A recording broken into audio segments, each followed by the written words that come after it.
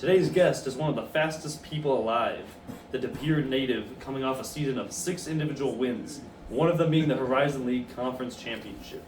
He is a member of the cross-country team, and I'm delighted to speak with him today. Today's guest is Noah Jahnke.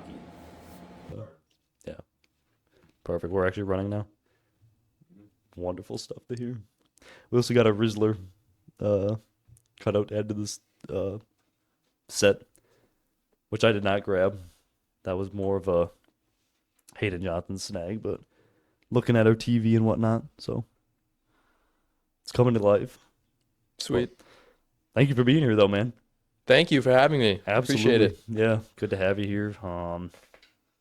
Getting chilly now this time of year. It is. It was fall Mm-hmm. for maybe like a week or two, and then right back to 20-degree weather Yeah. or less. I mean, it's getting icy, too, and you guys are still running outside, right? Oh, yeah. You Yeah. bet. We just got back to training this week, had 2 weeks off after the season, and yeah, it's been super nice to be back. I kind of like winter running, to be honest. Better than, like, fall to summer? I don't know. I think winter and summer are kind of tied, but I like. How is winter better than fall? Well, fall is very difficult to dress for, I find, because it's like if you're 40 degrees, then you go outside with like a thin base layer or layer on, and Yeah. then you get hot really quick, That's and then true, you got to yeah. take it off. In the winter, you just kind of bundle up, and it is what it is. That's true, yeah. Because, yeah, then you're, like, in an awkward shedding layers type of thing. Exactly. Yeah. Yeah. Yeah, it is. But I feel like, does it turn into more of a contact sport, you feel like, in the winter? Like, people, like, falling and... Yeah, we have had problems with that, that's for sure. If it's really icy, I have a special pair of shoes for that has like metal studs on the bottom. Really? Yeah. Is the metal studs, like, did you add them yourself, or do you buy them with the metal studs? No, they're called Ice Bugs, the brand. Hayden, can you find ice bugs for us? Ice bugs? Ice Bugs. It's a Swedish running brand. Yeah. Let's get a look at the ice bugs here. Should be able to see it. Yeah, here it is. Find the bottom for me. Oh yeah, there they are. So they just already come with the spikes in them then. It's a world of difference. Makes all the difference, especially like the day right after a snow when it's like the roads aren't plowed. It's all icy. Yeah. It's perfect for that. I could see that, yeah. Yeah, that's interesting. I mean, obviously we got like the golf shoes, but like, Yeah. which, I mean, people have different spikes on those, but yeah, I feel like it's a great way to like pull a hamstring though or something if you didn't have shoes like that running around. Which, Yeah, it's I mean, true. Or more so just like falling, hitting your head. Like, unfortunately, Colton, our teammate Colton Hansen, Yeah. fell and like split his eye open or something last winter. Really? So yeah, That's what I was saying, it's contact sport, yeah. Which obviously running shouldn't be, so yeah. the fact it's turning into one is not wonderful. Well, but, I you mean, should see the start of some of the cross country races. It is a contact sport. Is it really? Oh, so much pushing and shoving. Yeah, people go down all the time. Really? Yeah, yeah, it's pretty aggressive, like elbowing. Yeah. Do you think they should start, because so you have people at the front of the line more, and then people get further back in the pack. Right. Does that matter really to the start, or is there like a different way they should do that, you think? I mean, the only way to get around it is really having a really wide start line that goes on for like at least 400 to 600 meters directly straight. Anytime it's like crowded or it's a short start before a turn, that's when it gets really messy because everybody wants the best position possible. Right. Huh. I actually didn't even think about that, but yeah, I could see people just, it's almost like kind of like a Black Friday type of thing. Yeah. Everyone trying to get through a door or whatever. Yeah, best position to the first turn is usually the competition. Of course, everybody's wearing spikes with you like can metal get cleated in spikes it too, on. yeah. Oh yeah, Uh-huh. yeah. Pretty Yeah. much every race. Yeah, that's like trying to get into Target or something. Yeah. Yeah. Similar thing, I guess. But yeah, I mean, obviously you're coming off of a really good season. I mean, I think is there an event you didn't win this fall?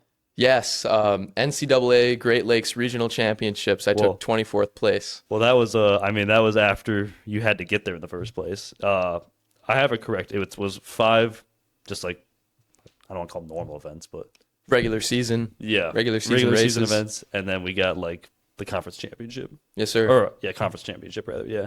What do you think was really the difference in like you compared to previous years? I mean, obviously, I think you You definitely had a win last year, if I remember correctly. Yeah, I had 2 wins last year. They were the first 2 races. They were both here at home. Mm-hmm. So yeah. What do you feel like changed, like in your level of success that you saw between prior year to kind of this past year? I think I think mostly it's just having another year of training without getting hurt. Mm-hmm. Like just being able to stack the years, the weeks, the months on top of each other is like the most important thing. There's been a few other things that I've added to the training of like, Mason and I have done more heat training now. Mm-hmm. So we're I saw him, we were on the way to our intramural game the other week. I saw him walking out of the gym, and yeah, he almost looked like a really like sweaty Eskimo or something. Yeah. Coming down because he had like the full suit on or whatever. Yeah. But yeah. So you've added that. We've added that even more so than last season.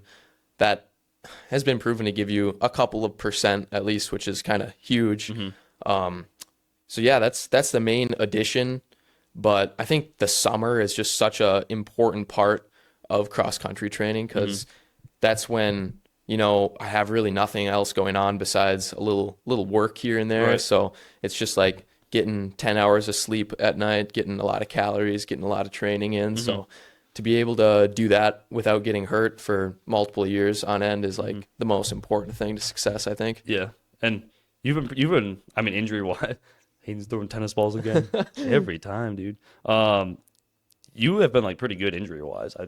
Have you had like too many like I guess setbacks that you've seen? Or yeah, I mean, fingers crossed. It's been pretty much as good as I could have asked for in college of staying pretty injury free. Obviously there's a couple aches and pains that come and go, but that's to be expected when you're kind of pushing yourself to the extreme. But yeah, my last major setback, and I guess kind of my first major setback, was in high school, my senior year. Mm-hmm. I crashed on a mountain bike. It was in these trails. I was mountain biking with a friend from East High School, Green Bay East High School, and I fell right on like a metal grate kind of. Mm-hmm. It was like a culvert that was sticking up. Yeah, and I kind of hit my femur right on that. And then I didn't think anything of it at first, but then like as the weeks went by and I kept running on it, it kept like that spot kept getting worse, and then it ended up being a stress reaction. So really, yeah. So I had to take a couple months off for that. And then I biked a lot during that, and then you had a lot of cross training type of stuff. Yeah, exactly. Yep. And that was the summer coming into my freshman year here at college. So that's also probably a little scary too, because obviously when you get to college, you want to like put out the best performance you can, and then after you've already been signed and you come into like a partial injury, that's obviously not. Yeah, exactly. It was like coming into the new training program, it was all messed up, and like I was trying to do my own thing, but it was definitely a challenge, but I think that I, learned a lot through it of like kind of managing myself, and definitely learning about like you can't just run through every injury. Yeah, taking the time to like actually let it settle, yeah. Like it would have been much better if I just didn't run. Like the first time that I felt it, I probably would have had to take 2 weeks off, and then I could have gotten back instead into just running. prolonging it more and more. Exactly. Yeah, I mean, that's what we tend to do. I mean, I feel like between golf and cross country, those are gonna be your two overused sport, or I guess I mean softball too if you're pitching or whatever, baseball, those types of things. But I remember you had like a hamstring kind of thing, because I pulled my hamstring trying to reposition myself on the couch the same week. And I remember seeing you in the training room because you had like just pulled your hamstring like actually. And I remember I feel like I like tried to like relate to you in a way, even though it wasn't the same at all. But I remember like saying like, oh, like you've had like such a good year. And I remember like hearing about like the hamstring. I was like, I really hope that doesn't like mess with you. But I mean, obviously that wasn't the case. And yeah, it was like a week or two before conference. I think more toward a week before conference. I was just doing a sprint. After pretty much every easy run, we do strides or sprints. Yeah. And I just felt it tighten up, and I was like, immediately I stopped, and I was like, oh, damn, like this is not good. This can't be. Yeah. Thankfully, like hamstrings, they heal pretty quick. Muscle pulls in general heal decently quickly. Mm-hmm. But I was still feeling it like at conference. Mm-hmm. It wasn't too bad. And then the week before regionals, I re-pulled it doing a different workout, and at regionals it hurt with every step. And then after the race, it was like I could barely do a cool down because Really? yeah, it was really bad. Yeah. Well, I mean, at least you kind of barely. That's good timing then, I guess. Because Yeah. if you barely make it through, then I mean, Yeah, it was almost a blessing in disguise that I didn't end up going to nationals because right. obviously I would have wanted to run, Mm-hmm. but it would not have been good for me at all, and I probably wouldn't have performed very well. Right. Yeah, it 'cause- wouldn't have been a good showing either. Yeah. Yeah, exactly. How close? What's the actual cutoff from regionals to nationals? So Because you said you finished 24th. 24th place. In order to go to nationals as an individual, you have to be in the top 25. So I satisfied that requirement. But then you have to be in the top 4 individuals, not counting the teams that they take. Okay. So I think they took 4 or 5 teams, and each team they take 7 guys, no matter where they placed. Oh, really? There's Okay. 7 guys. Gotcha. So yeah, it's 28 to 35 guys. Wherever those guys were in the top 25 ahead of me, they pull those out. And then if I'm in the top 4, 4 remaining. Gotcha. right, and I was, I think, the 7th individual. It would have, if I would have ran 2 seconds faster, I would have made it. That's crazy. Like the difference between failure and success. Like, I mean, obviously you're talking about like the percent training, like even just heat training and stuff. But like, Yeah, how minimal can actually get is crazy to me. Right. To put so much time in and then just a couple seconds, but that's what everyone's like searching for. exactly. But is there something like, so I don't know the courses real well. Obviously you guys kind of took our course. Sorry. I wasn't here for like when they actually had the golf course, but obviously that's gone now. Like when you're getting ready to run a course, there's something like you're specifically looking for, because like in golf it's like, I mean, you know, I try to game plan it and that usually doesn't even make a difference in my results sometimes. But is there like a certain type of course that you like or feel like benefits you? I don't know if that makes sense. Yeah, well, the guys on the team always kind of say that I run better when the course is more difficult and the conditions are worse, so like hilly and muddy. And I guess I'd probably agree with them there, but I personally like the flat courses that are just firm grass because, you know, I like a chance to run fast. Yeah. and break a personal record or whatever Right. when there's the chance. So I definitely like that. Like Notre Dame is typically the course that we try to run really fast at because it's just flat as a track, basically. Really? The ground is pretty firm. It's Yeah. on a golf course, and it's just, yeah, it's super flat. I can't believe it's that flat. But this year it was like 95 degrees when we raced there, so pretty much nobody except Mason had a personal record that day. Really? Which I don't know how he did that. I guess the heat training works I- better for him than me. That's what he's about, man. I remember me and him used to go to elementary school together when I still lived in Wisconsin, and we were running the mile. And we didn't have a track or anything in my this was my middle school. We didn't have a track or anything in my middle school. It was mainly just like kind of this block, so you know, your time was also a little dependent. Like if there was like a mom in the way or something walking a dog, like it wasn't like a real track. So, you know, kind of had to weave in and out of people. But I remember I ran against him and I had no idea he was like in the cross country at the time. I was like in decent shape at the time. I don't remember the last time I ran now. But I remember like getting like, it was like 4 loops. It was about the same length as This is in middle school? This is in middle school. It was about the same like loop length around the track. I just remember Mason. I was probably only 2 laps in. Just goes flying by me. I thought I was gonna die, and I was like, I had no idea he could run until that moment. But, yeah, dude. So shout out to Mr. Mason Gates. Mr. Mason Gates, my roommate. That's right. Yes. Yeah, great guy. So daily routine and diet I have on here because I know a little bit about you. Just like, I mean, in general. I think one of the most fascinating things is your heart rate, your resting heart rate. Oh, yeah. Because I think there's people who are probably dead right now with higher heart rates than you. It's actually impressive. So I kind of want you to talk about that a little Yeah. bit. Yeah. So out of the team, there's definitely a few guys, like most of us have pretty low resting heart rates. My like best resting heart rates are in the middle 30s. Yeah. So like 36 is like a decently good resting heart rate for me. Yeah. The way I measure it, or my watch measures it, is like the lowest 30-minute average over the night. Gotcha. So while I sleep. Yeah. I know like one of our teammates, Cameron, his resting heart rate is like 27 at some points. It's kind of insane, but yeah, it's pretty cool. I mean, are you ever worried like he's like dead or something? I'm not too. Like you walk over to him, he's just like not responsive. But Yeah, he. I don't know. I don't even know what that would feel like. You know what I mean? Like to like sit there and just not feel your heart. I feel like. Yeah, his blood like becomes stationary between each beat. I feel like. Yeah, it's like time to rest or whatever. Yeah, it's. Hey, what's the average heart rate we got? Like in, I don't know, just do like an American or something. I think it's like 70 or something. I think between 60 and 100 is pretty typical resting heart rate for an American, or for like your general. Yeah. What do we got? Well, I can barely even see this. What does that say? 80 to 100? 60. Oh, 60 to 100? Yeah, okay, that's right then. Yeah, because 30, I mean, that's just crazy to me.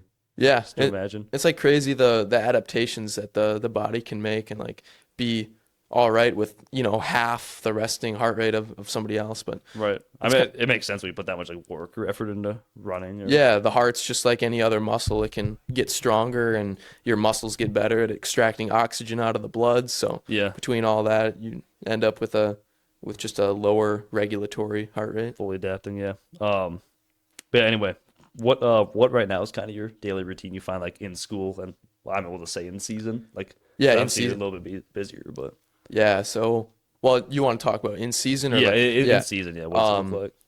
So we wake up like at 5 or 5:30 depending on the day. On Mondays, Wednesdays, Fridays, and Saturdays, we have practice at 6:15. So we practice from 6:15 to about 8:30 depending on the workout, and then I'll come back. I had class every day 9:30 this semester, so I went to class and then came back, studied for a good 3-4 hours, had a little lunch in there. Typically, I mean, I pretty much eat oatmeal, peanut butter with blueberries on it every day. I was telling someone actually earlier today at breakfast. I remember like when you had the waffle.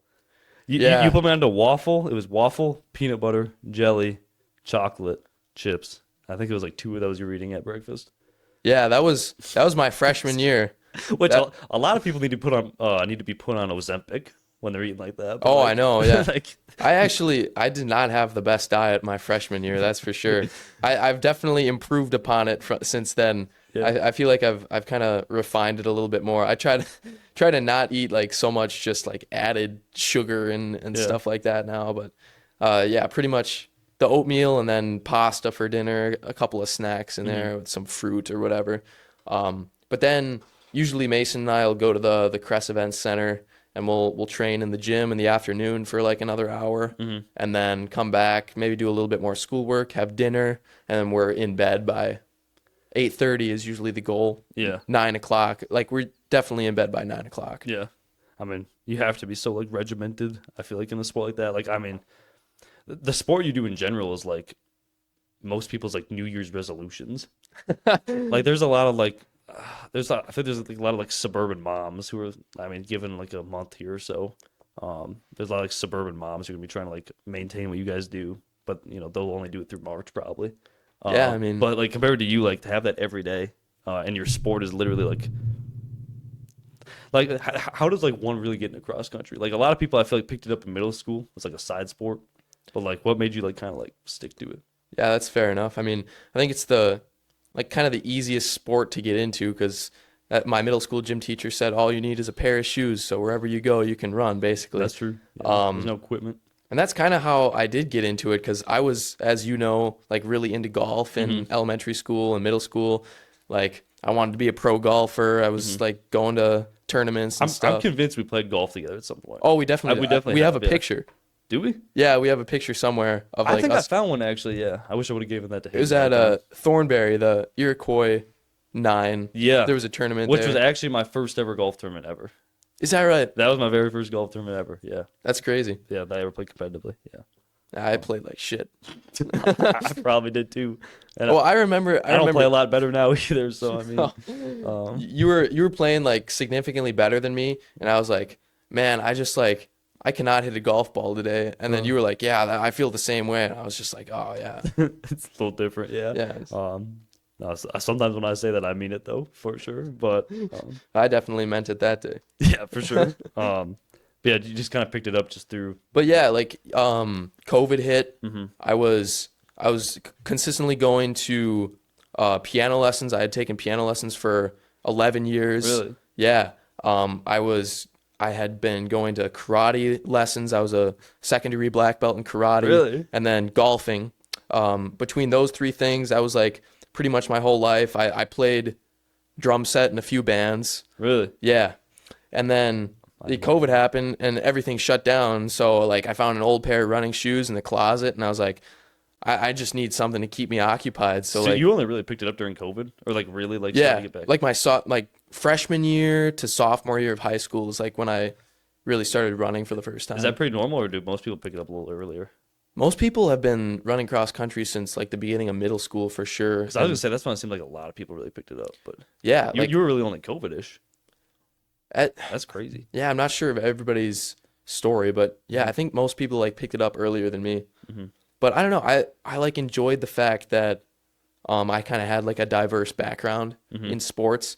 I quickly picked up cross country skiing after I picked up running. It was like a race that I ran, and this cross country ski team like kind of recruited me because they were putting on the race, and that's Ashwaubenon Nordic Ski Team, the ski team that I was on through high school. So between skiing and running, it kind of made endurance sports my new life, and like I had picked up road cycling. So like me and my ski friends would bike 100-mile rides or more in the summer. Like Owen and I, one of my best friends from the ski team in high school, we biked like 236 miles in one day once around the Door County Peninsula.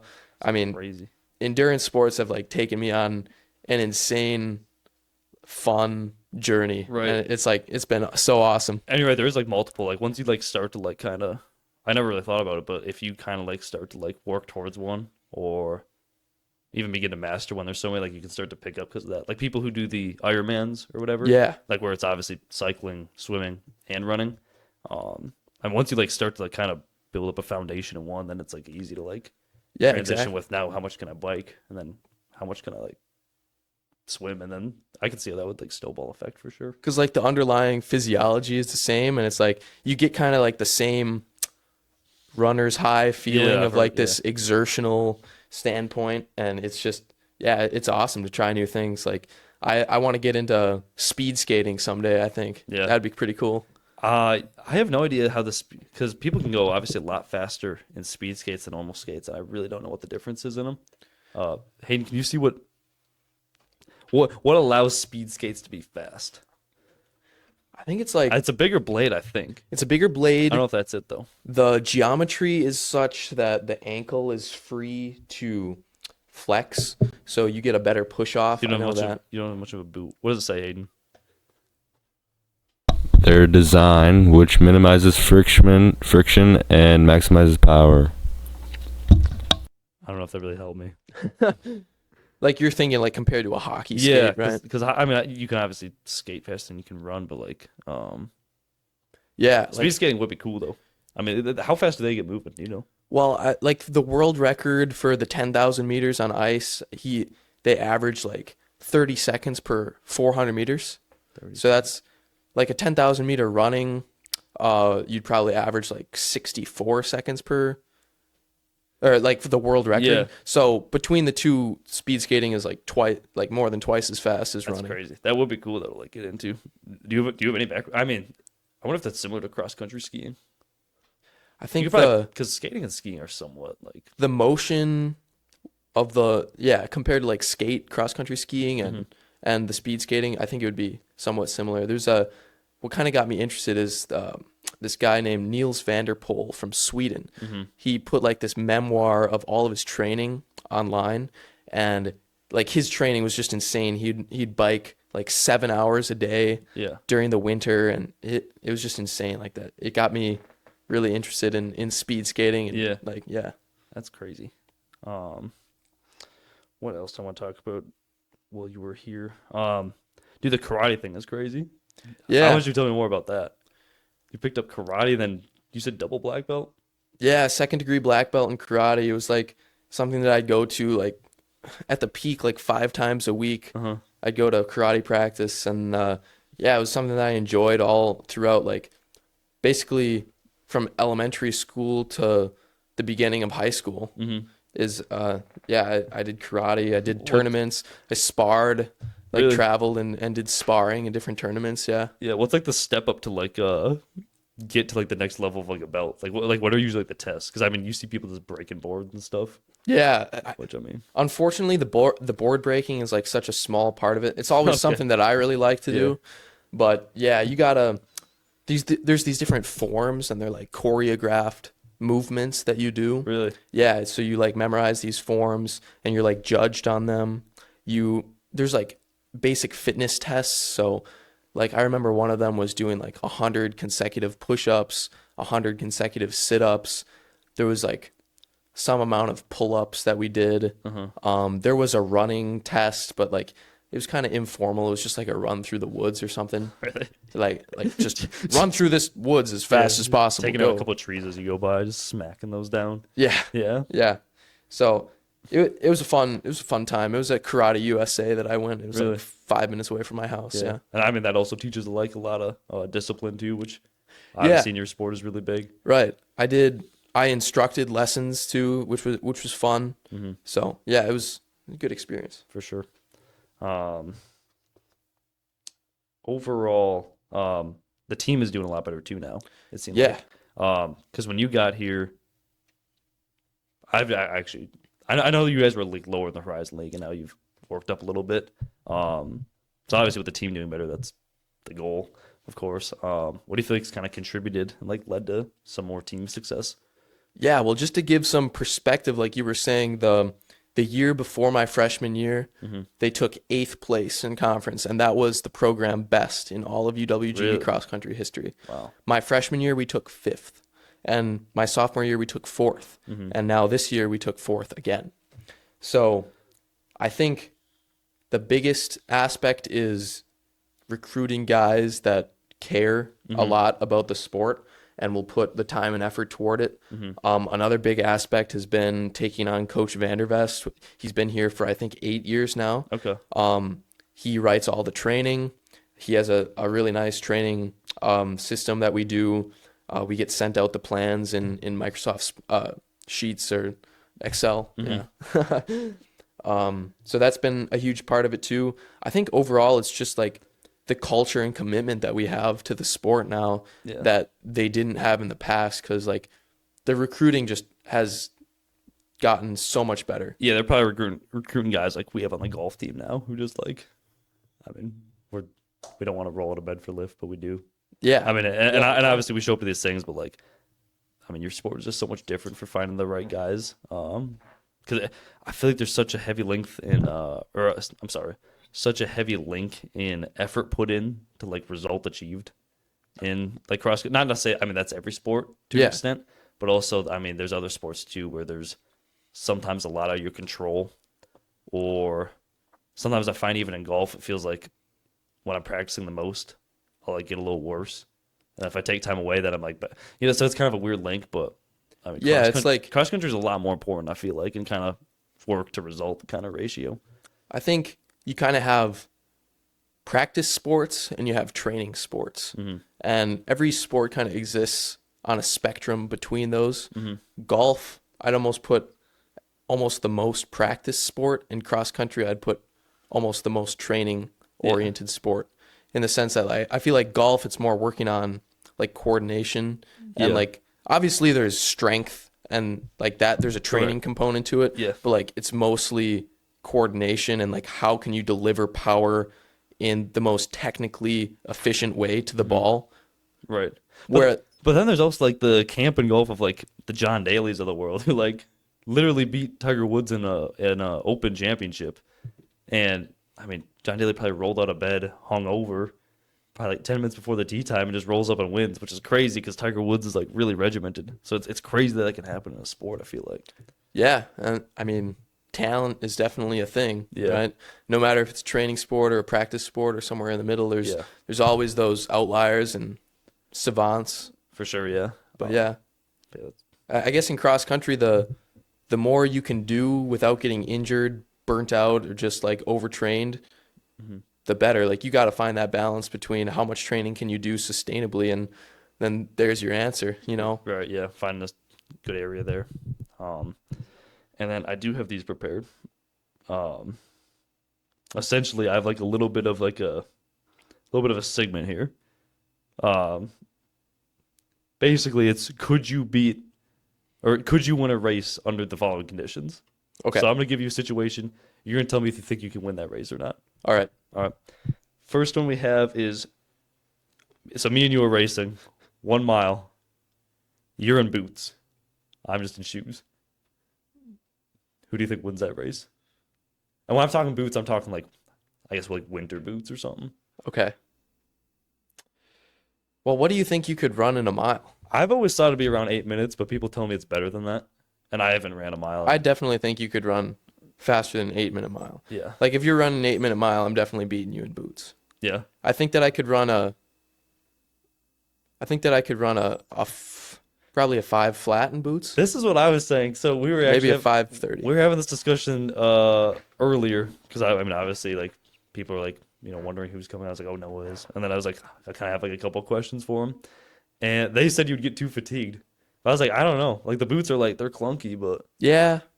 I guess like if they're really clunky boots, but like a mile is just not that long. right to really get fatigued or whatever. Yeah. Yeah. I said you'd win it. They said I'd win it though. Okay. But I No, would, that's fair enough. I would take you before me though.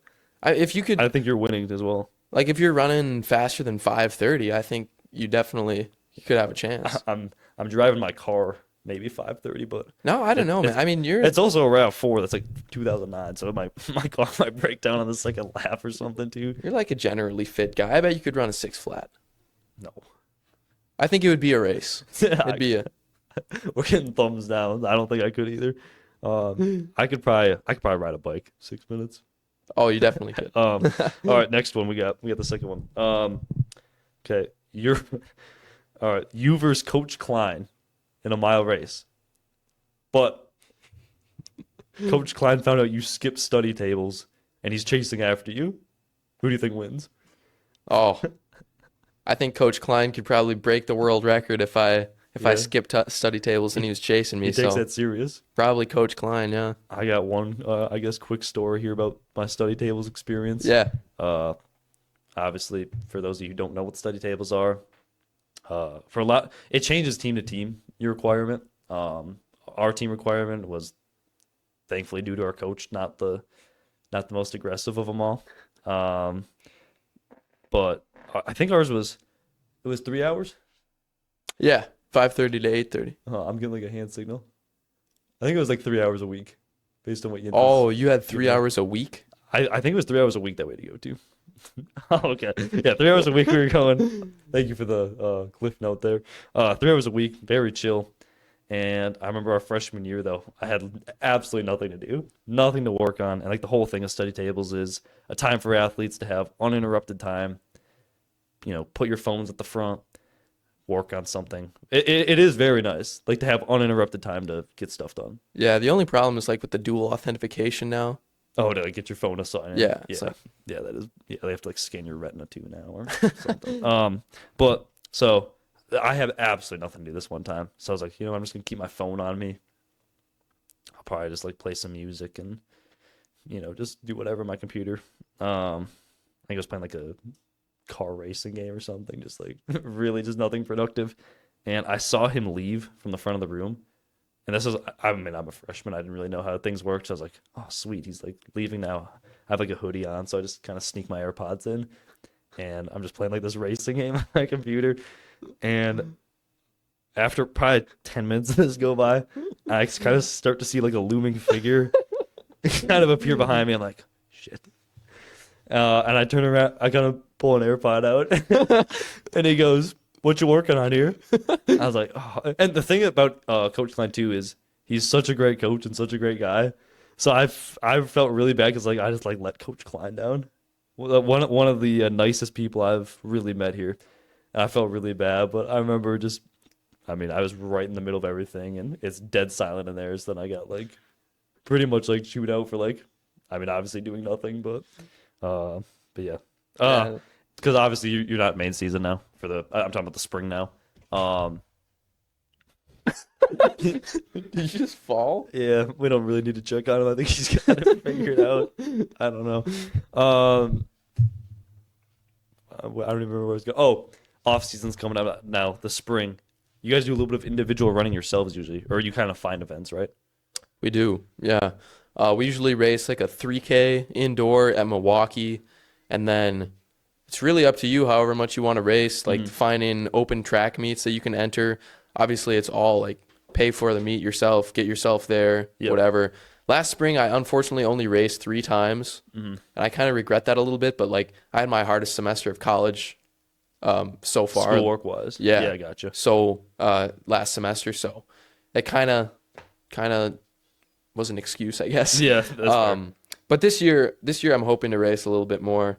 I want to run, at least 3 or 4 5Ks, hopefully 2 10Ks on the track. That'll be good, yeah. And I'm sure you probably get a lot out of that, like golfers in the summer try to stay busy, just in a competitive setting too. Playing individual events, so like a lot of that's the same, but Right. yeah. Because most schools have track and we don't have track, so Yeah, for sure. I mean, you got that crest track, but not quite a track. I would not call that a track. When I came on my visit for the first time here, I asked Coach Klein, like I was like, I know you guys don't have a track program, but do you have a track that that the cross country team trains on? Yeah. And he's like, we do have a track. I was like, oh, good. And then we walk up and he's like, this is the track. It's like, okay, you don't have a track. Yeah. It's not quite a track, but yeah. Dude, I had to run that track before. We have like team punishments for showing up late to lift. Which I showed up to lift this one time. Dude, I couldn't get off the toilet. It was like an early morning for lift. I don't even remember what I ate the night before, and I left my phone in the other room. And Yinta was gone. I think Yinta was probably playing in an event. I was back home, yeah. And yeah, dude, I got stuck on the toilet. Didn't have a phone to text anyone, and I couldn't leave because I was like mid taking a dump. Showed up late, and then pretty much just what everyone's softball watched me run my punishment mile around that track where you lose speed every time you make it into that one turn by the windows. Yeah, But what is that, like 11 laps? I don't even. At least? I probably just ran 5 and didn't tell anyone else. I think it might be 15. No, I don't Wow. remember what it was, but yeah, not the great experience. But what do we have for runtime here, Johnson? 42. It's about good. Unless we can find any current events or something. Do we got anything in the news recently, Hayden? Nope. Nothing's going on. Probably good about there. All right. Love that. Well, I appreciate you coming on, sir. Dude, thank you for having me. This was a blast. So, yeah. Hopefully anyone watching out there enjoyed. New episodes coming soon, and I appreciate everyone out there watching. Obviously, good luck to you in your off season, and Thank you. I mean, You as well. another season coming up. Yeah. But appreciate everyone out there watching. Noah Jahnke, everyone.